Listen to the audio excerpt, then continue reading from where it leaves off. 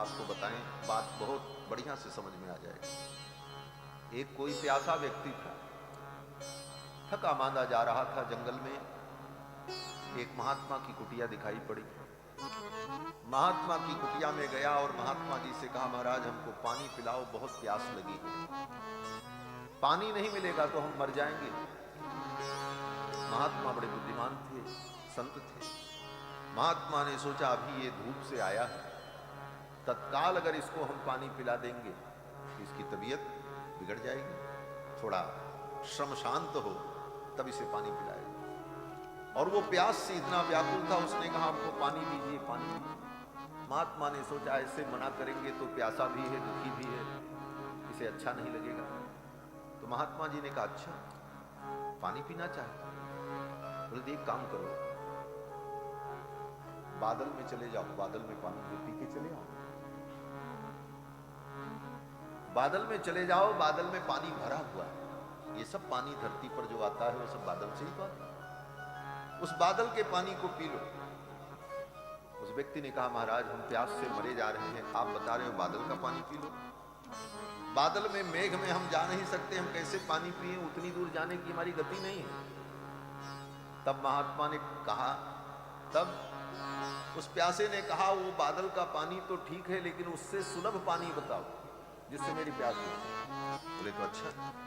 महात्मा ने कहा देखो बादल तक तुम नहीं जा सकते, तो इसी धरती पर पानी मिलेगा, लेकिन कहां? बोले यहां से 300 किलोमीटर की दूरी पर एक पर्वत है, वहां एक झरना झरता है, चले जाओ उस पर्वत को पानी पिया। उसने कहा महाराज तब तक तो हम मर जाएंगे, वहां तक भी नहीं जा सकते। उस पानी की अपेक्षा वो पानी सुलभ है, लेकिन वहां तक भी हमारी गति नहीं। हमको तो प्यास लगी, यही पानी मिले। तो महात्मा ने कहा तो ऐसा करो, कहीं नहीं जा सकते, अगर बादल में नहीं जा सकते, झरने पर नहीं जा सकते, तो यहीं तुमको पानी मिलेगा, लेकिन कब मिलेगा? बोले 2 महीने बाद वर्षा ऋतु आने वाली है, पानी बरसेगा, यहीं से बहेगा तुम्हारे सामने, यहीं मिलेगा, नहीं जाने।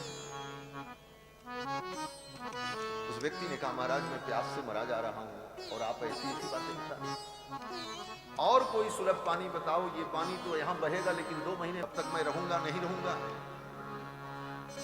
तो महात्मा ने कहा तो ऐसा करो, जहां तुम बैठे हो जमीन में वहीं नीचे पानी है, धरती में हर जगह पानी होता है, जहां तुम बैठे हो वहीं पानी है, पानी उस पानी को खोद करके निकाल लो और पी लो।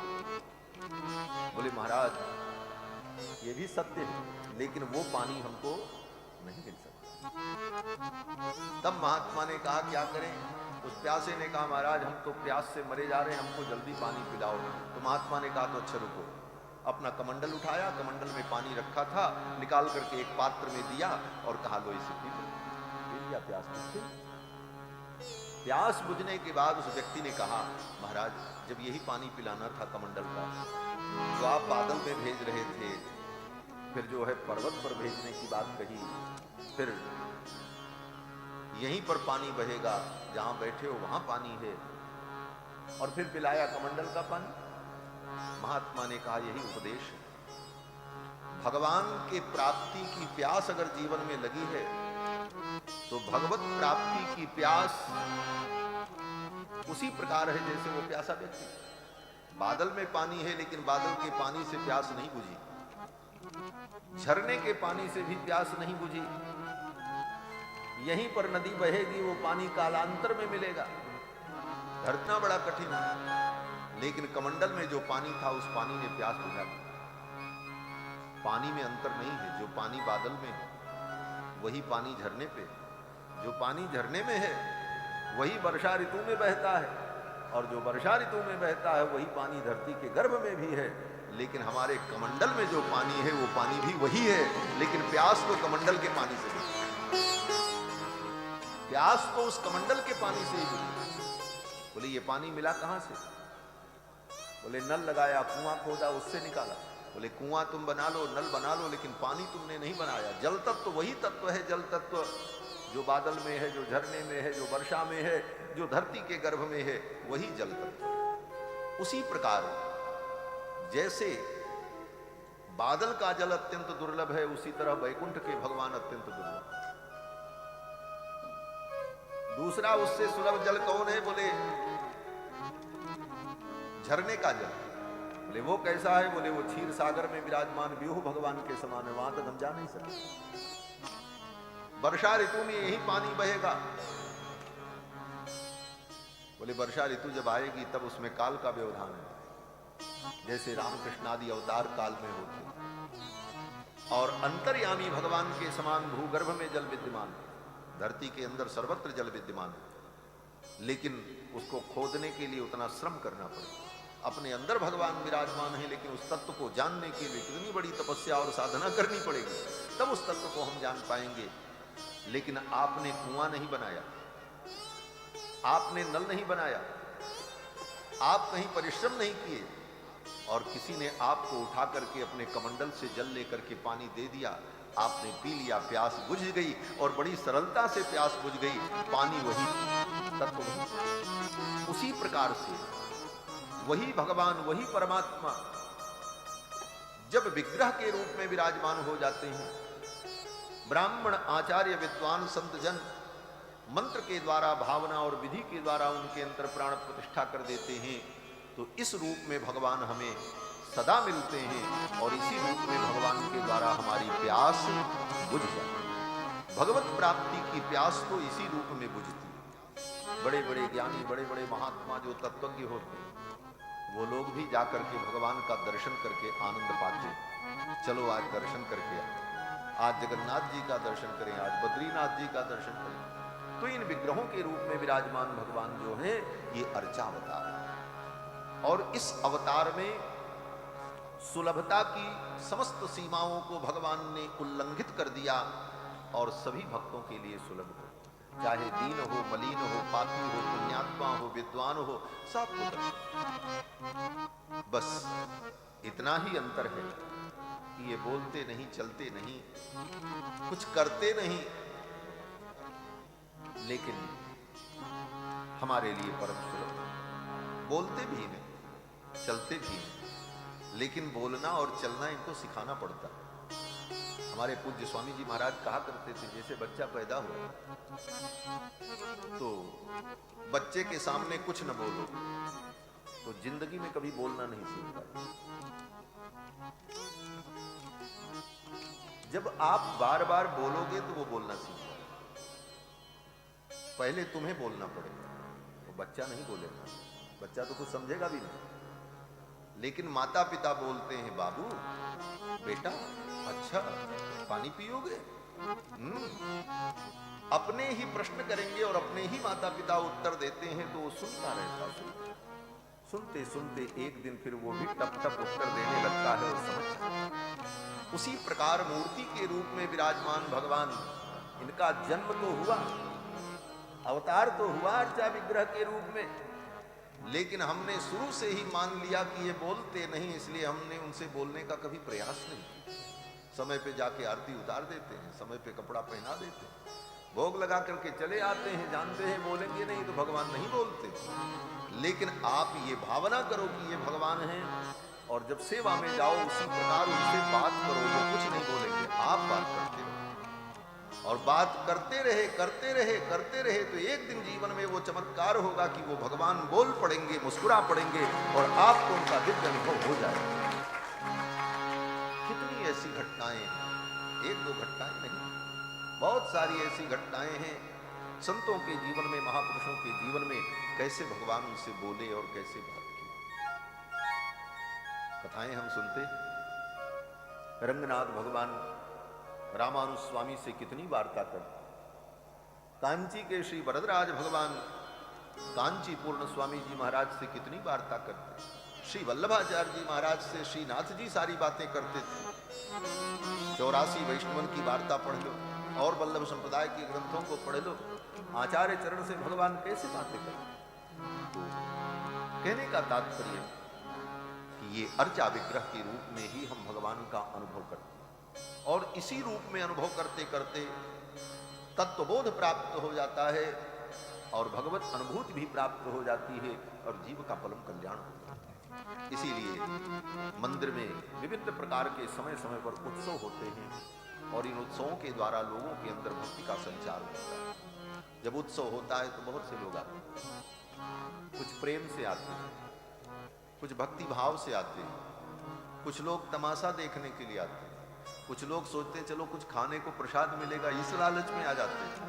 आते तो कुछ खाएंगे, कुछ प्रसाद पाएंगे, कुछ देखेंगे, कुछ समझेंगे, तो धीरे धीरे उनके मन में भी भक्ति का विस्तार। यही उद्देश्य है उत्सव। इस उत्सव के माध्यम से इसी प्रकार से लोगों के अंदर भक्ति का विस्तार हो। और इसी क्रम में श्री रामायण जी की कथा का पूज्य महाराज जी ने जो संकल्प किया, रामायण ग्रंथ के आश्रय में कुछ प्रवचन सुनाने का जो अवसर आया, ये रामायण महाकाव्य विश्व का प्रथम काव्य, इसके पहले धरती पर कोई काव्य नहीं है, इसीलिए इसको आदि काव्य कहा जाता है। ये आदि काव्य, और इसके रचयिता महर्षि वाल्मीकि आदि कवि। महर्षि वाल्मीकि ने रामायण की रचना की। रामायण अगर शब्द कहा जाए तो ये रामायण ही चारों भाई हैं। रा मा य, ये चार अक्षर, अक्षर ब्रह्म परमात्मा राम लक्ष्मण भरत शत्रुघ्न, ये अक्षर ही भगवान का स्वरूप। क्यों बोले कृत्वात्मानं चतुर्विधम, अपने को चार रूपों में भगवान ने प्रकट किया। ये चारों ठाकुर जो हैं, इन्हीं चारों का स्मरण चार अक्षर में रा मा य। रामायण शब्द कहने मात्र से महर्षि वाल्मीकि की रचना की ओर संकेत होता है। यद्यपि राम जी के चरित्र से संबंधित जितने भी ग्रंथ हैं धरती पर, उन सबको रामायण कहा जाता है, लेकिन केवल रामायण अगर पूछा जाए रामायण रचना किसकी है, तो कहा जाएगा वाल्मीकि की। और इसी श्रद्धा भाव से गोस्वामी तुलसीदास जी ने महर्षि वाल्मीकि का स्मरण किया। बंदौ मुनि पद कंज, रामायण जहि निर्मल, सखर सकोमल मंजु, दोष रहित दूषण सहित।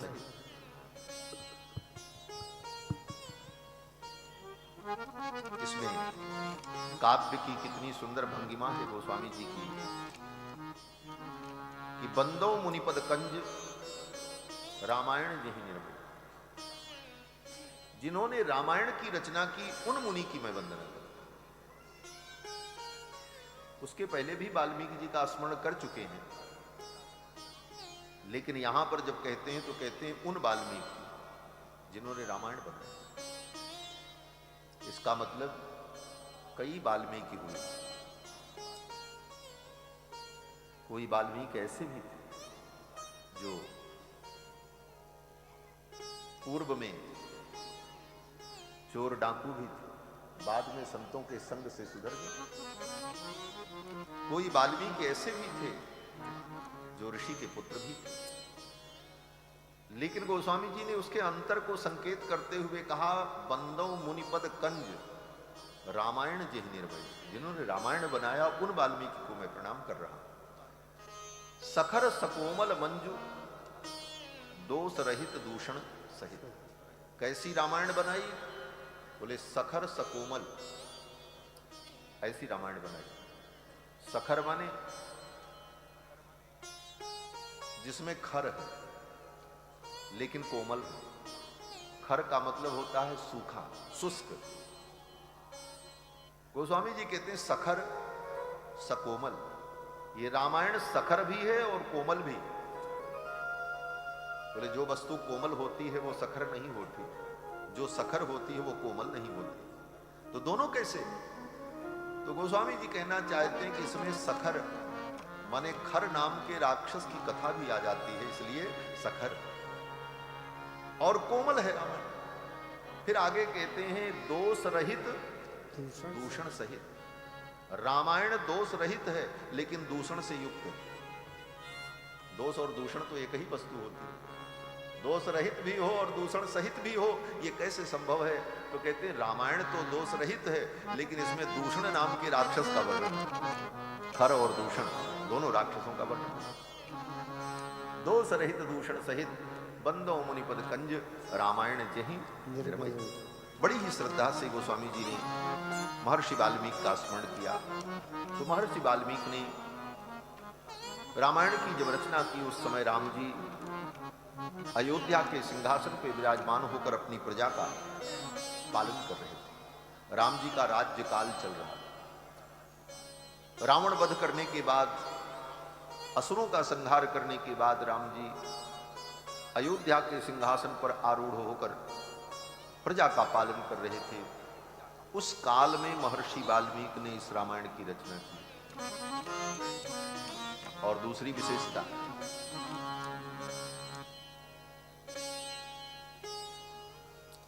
इस रामायण को स्वयं राम जी ने बैठ करके सुना भी है। आज भी सुन रहे हैं राम जी, तो सर्वत्र सुनते ही रहते हैं। शायद इसीलिए राम जी ने कहा हो कि हम फिर रामायण सुनें, इस रूप में सुनें। महर्षि वाल्मीकि ने जब रामायण की रचना की, तो राम जी ने इस रामायण को 25 दिनों तक नियम से श्रवण किया। प्रतिदिन 20 सर्ग की कथा कुश और लव सुनाते थे। राम जी सपरिवार सपरिकर बैठते थे और दत्तचित्त होकर के राम जी कथा सुनते। 500 सर्ग श्रीमद् वाल्मीकि रामायण में है। 20 सर्ग की कथा रोज होती थी। 25 दिन में इस पूरी कथा को राम जी ने बड़े विस्तार से सुना। तीसरी बात, ये रामायण महाकाव्य सीता जी का महान चरित्र, श्री किशोरी जी का ये पावन चरित्र। यहां तो मिथिला के भक्त लोग बैठे हैं, मिथिला के बड़े भावुक भक्तजन हैं। मिथिला के बिना तो राम जी की भक्ति के प्रेम को समझना बड़ा कठिन है। मिथिला बिनु नाते नहीं दरसे, पढ़े लिखे समझे समझावे पोथी लादे घर से। श्री किशोरी जी का ये पावन चरित्र श्रीमद् वाल्मीकि, हमारे आचार्यों ने ग्रंथों का बड़ा सुंदर जो अनुशीलन किया है, उसका क्रम भी आपको हम बता दें। सर्वप्रथम परम प्रमाणभूत भगवत स्वरूप भगवान का निश्वास भूत ग्रंथ जो है वो वेद है।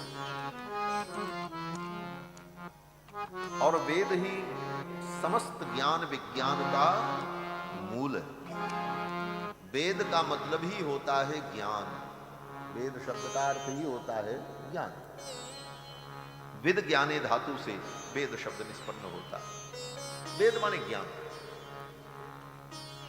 कैसा ज्ञान? बोले जो स्वयं ज्ञान है और दूसरे को भी ज्ञान करा दे। वेदयति, जो ज्ञान करा दे उसे कहते हैं वेद। तो वेद जो है 4, ऋग्वेद, यजुर्वेद, सामवेद, अथर्ववेद, ये चारों वेद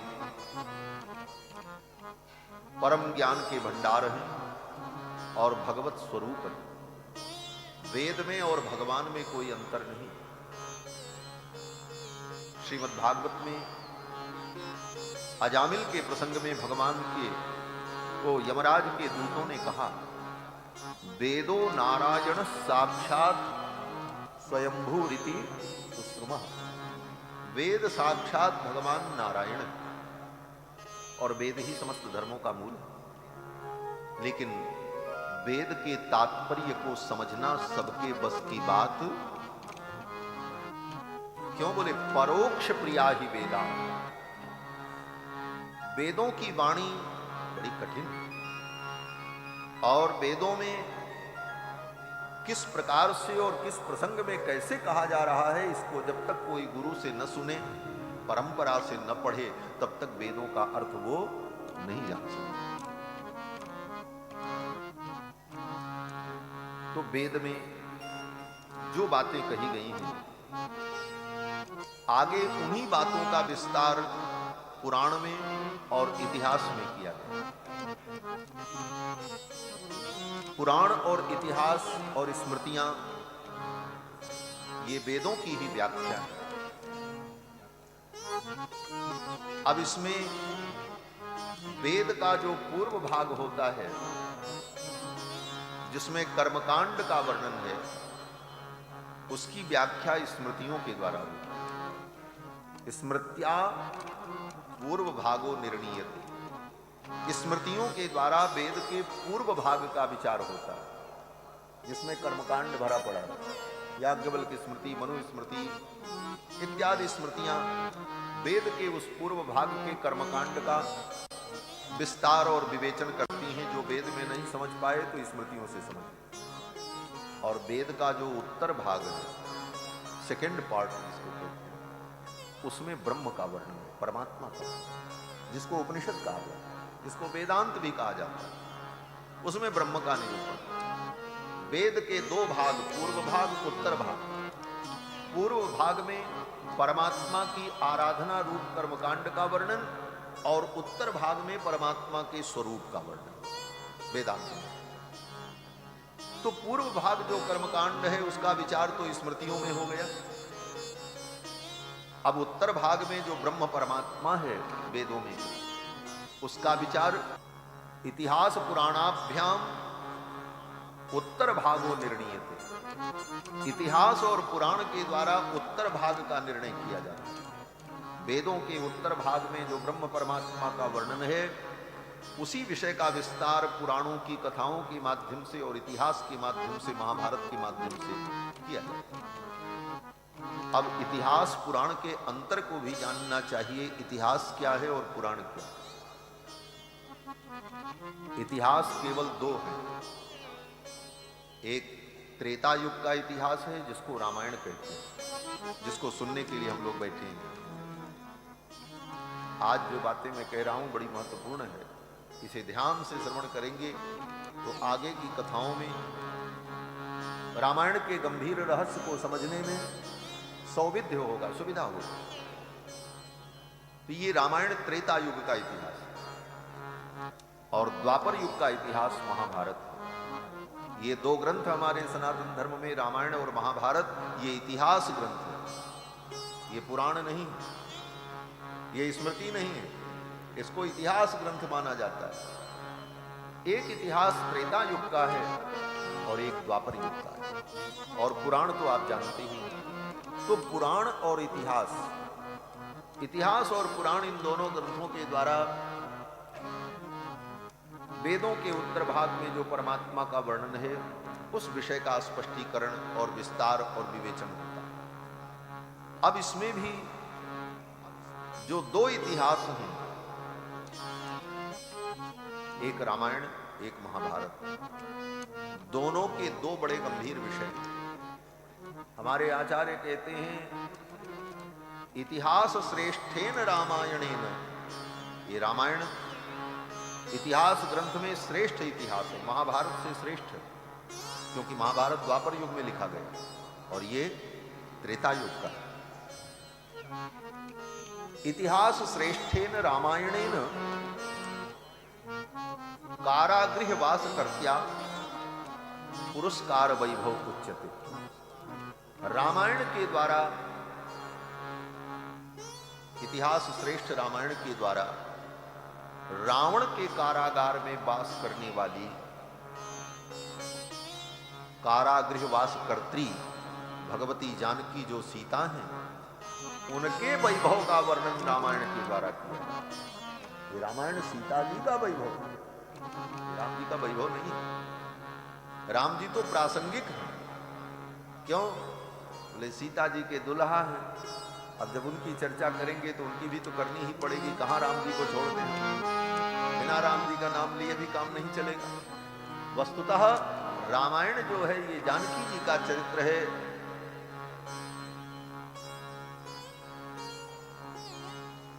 आचार्य कहते हैं कि इतिहास श्रेष्ठेन रामायणेन कारागृह वास कर्त्या वैभव उच्यते।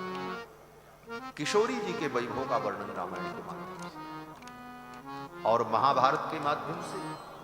बोले महाभारत जो है, महाभारत इतिहासेन उपाय वैभव उच्चते, महाभारत के द्वारा उपाय वैभव का वर्णन किया। ये दो वस्तुएं बड़ी महत्वपूर्ण हैं, पुरस्कार और उपाय। ये शब्द ध्यान रखना, पुरस्कार और उपाय। हम लोग दुनिया की फालतू बातों पर विचार करने के लिए नहीं बैठे, वैज्ञानिक शोध करने के लिए नहीं बैठे। हम लोग आत्म कल्याण, मोक्ष और भगवत प्राप्ति के विषय में विचार करने के लिए। ये विचार गोष्ठी, ये संतों की गोष्ठी, ये तत्व का विचार आत्म कल्याण के लिए। इसमें और विषयों पर विचार करने का अवसर नहीं है और न विचार किया जाना चाहिए। अब बात जब तय हो गई कि हमारे विचार का विषय है आत्म कल्याण, भगवत प्राप्ति, तो अब भगवत प्राप्ति कैसे होगी, इसका उपाय क्या, यहीं से विचार प्रारंभ। भगवत प्राप्ति का उपाय क्या है? तो हमारे आचार्यों ने कहा भगवत प्राप्ति का उपाय स्वयं भगवान, भगवान ही उपाय है, दूसरा कोई उपाय नहीं। किसी दूसरे उपाय से भगवान मिलते भी नहीं, चाहे जितना उपाय कर लो, कितने भी उपाय करो, कितना भी माला जप डालो, कितना दान पुण्य करो, तीर्थ में जाओ, सब करो, लेकिन इन साधनों से भगवान नहीं मिलते। ये बात नोट कर लीजिए। ये विचार के बाद सारी बातें आचार्यों ने कही। ये सारे साधन केवल हमारे मन को, अंतःकरण को शुद्ध करने के।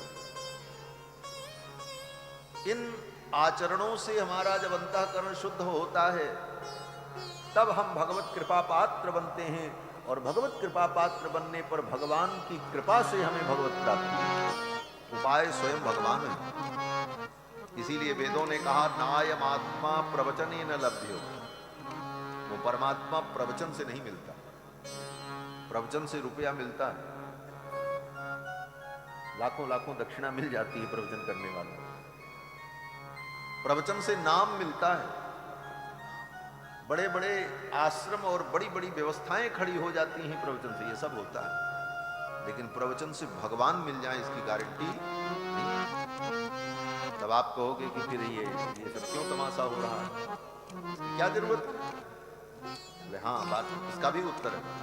इसका उत्तर ये है कि जब तक इन विषयों पर चर्चा नहीं करेंगे तो सही दिशा हमें मिलेगी कैसे? इसलिए चर्चा आवश्यक, इसलिए ये चर्चा।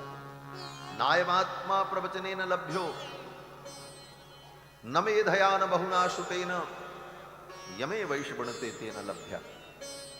कठोपनिषद की ये पंक्ति कहती है कि नायमात्मा प्रवचने न लभ्यो, वो परमात्मा प्रवचन से नहीं मिलता, न मेधया, बुद्धि से नहीं मिलता। बहुत बड़े बुद्धिमान हो जाओ, एक एक पंक्तियों की व्याख्या करने का सामर्थ्य हो जाए, हर चीज बुद्धि में उपस्थित रहे, लेकिन तुम्हारी उस बुद्धि से वो भगवान मिलने वाले न मेधया न बहुना श्रुतेन। बहुत सुन लो, हमने बहुत सुना है, हम रात दिन सुनते रहते हैं। बोले सुनते रहो, अच्छी बात है, सुनने से आपको बात समझ में आएगी, लेकिन सुनने मात्र से भगवान मिल जाएंगे ये जरूरी। नायमात्मा प्रवचनेन लभ्यो न मेधया न बहुना श्रुतेन। तब प्रश्न हुआ फिर कैसे मिलेंगे? तो वेदों ने कहा यमे वैश वृणुते तेन लभ्या। वो परमात्मा स्वयं जब तुम्हारा वर्ण करेगा तब तुम उसको प्राप्त कर पाओ। वो स्वयं उपाय है, उसके लिए दूसरा कोई उपाय नहीं। यमे वैश वृणुते, वो स्वयं तुम्हारा वर्ण करे। अब समस्या ये है कि वो वर्ण हमारा कब करेगा, क्यों करेगा, क्या विशेषता हमारे अंदर है कि वो हमारा वर्ण करे? क्यों? बोले भगवत पाद श्री रामानुजाचार्य श्री भाष्य में कहते हैं प्रियतम ही वर्णीयो भवति। वर्ण तो प्रियतम का होता है, जो प्रियतम होता है उसका वर्ण व्यक्ति करता है। तो भगवान के हम प्रियतम बने और भगवान हमारा वर्ण करें, ये तो बड़ी लंबी खीर है महाराज, कैसे पूरी हो?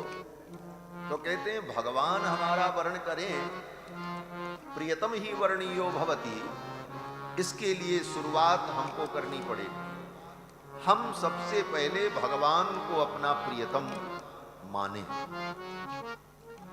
भगवान केवल प्रिय न हो, प्रियतर न हो, प्रियतम, हमारे भगवान प्रियतम हो।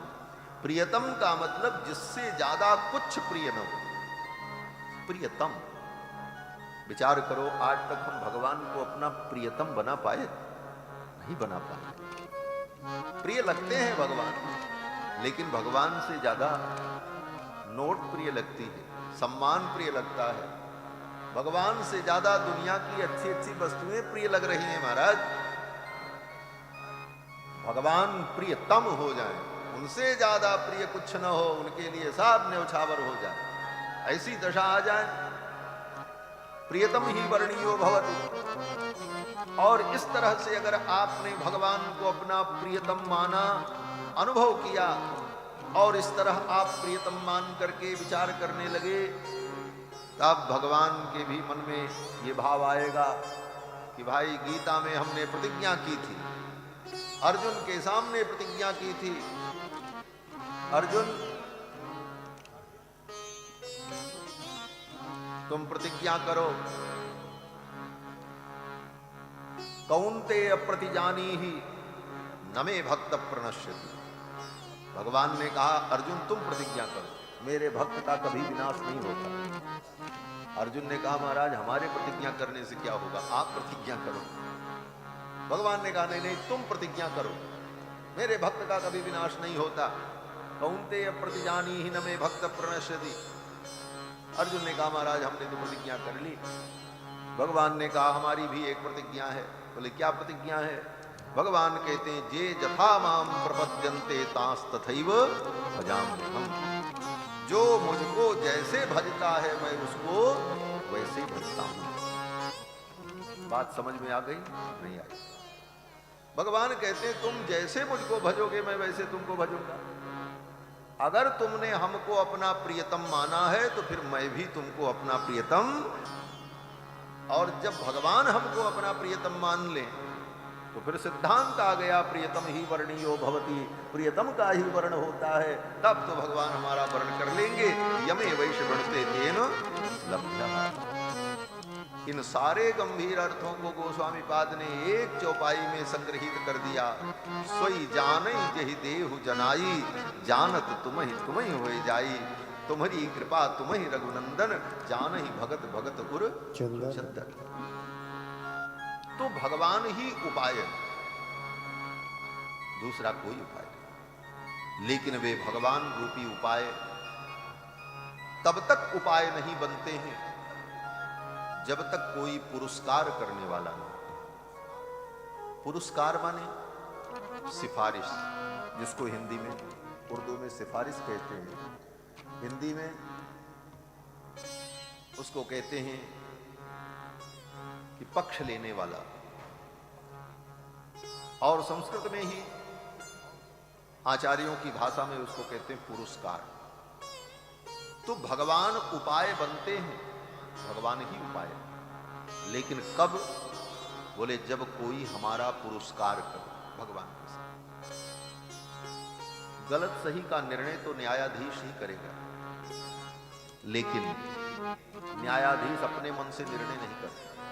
जब कोई वकील उसके सामने सारे विषयों को रखे, बाद प्रस्तुत करे, तब वो विचार का विषय बनेगा, तब न्यायाधीश निर्णय करेगा कि भाई इसमें क्या करना चाहिए।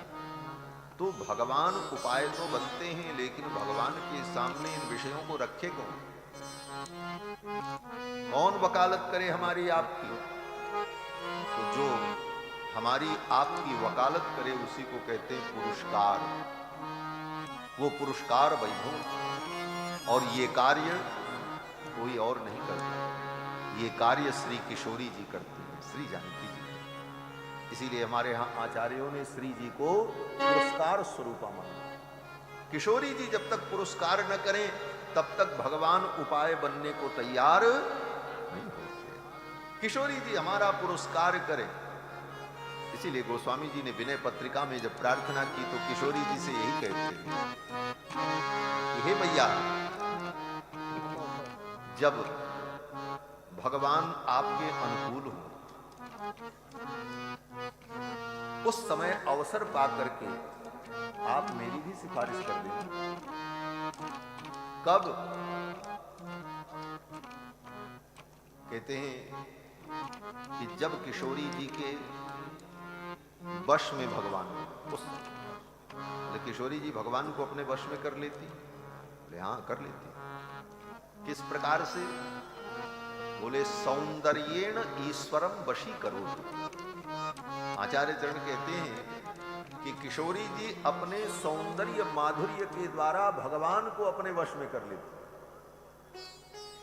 और जीव को अपने उपदेश से वश में कर लेती।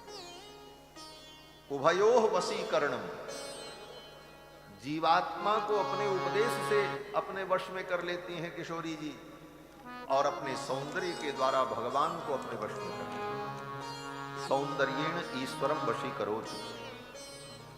और जब भगवान किशोरी जी के बस में हो जाएं,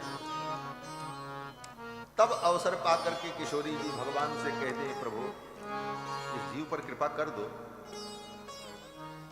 भगवान कहते ना ना,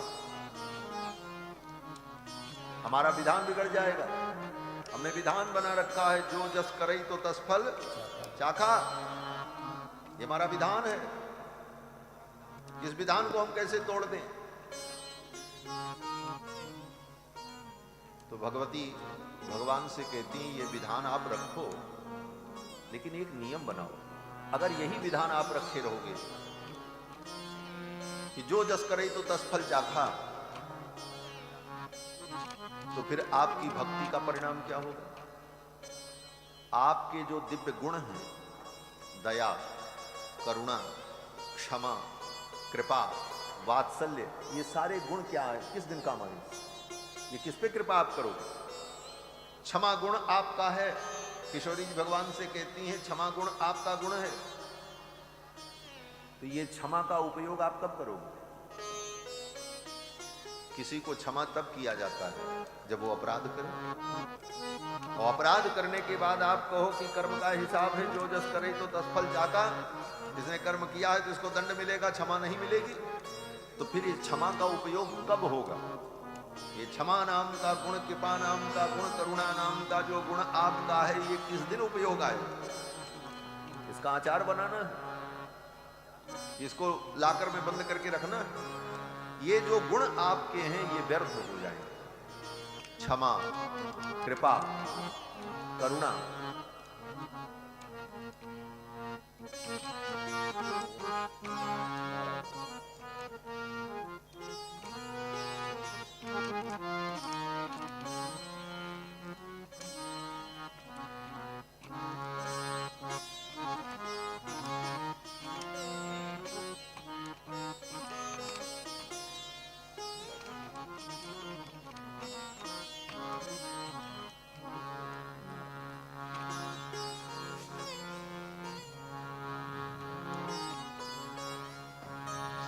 रामचंद्र भगवान की जय।